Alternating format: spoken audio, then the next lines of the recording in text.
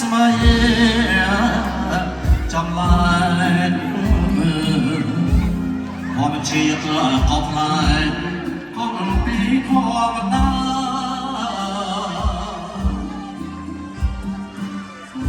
จุนอกรอบพลังกา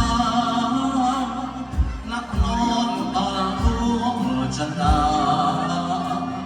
กายหันหาดนตรเจ็บยกนิ่งคือยกกายยังพอเวรสลาจูบเดินเลิศทิดาตาจัดจนเป็น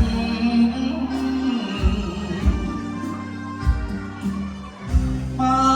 กนายเพื่อนชักสมรมวงแผลปัดพาลูกบ่แล้วเจอเจ็บมันแม่นสบันเรียบปานเลิกพักนักนอนยังกายจะเมื่อมองอันเลยนายหักอ่อนจูบผ่านแม่อันเนสาห้องสรองห้องสรบจอกคลังกายพอ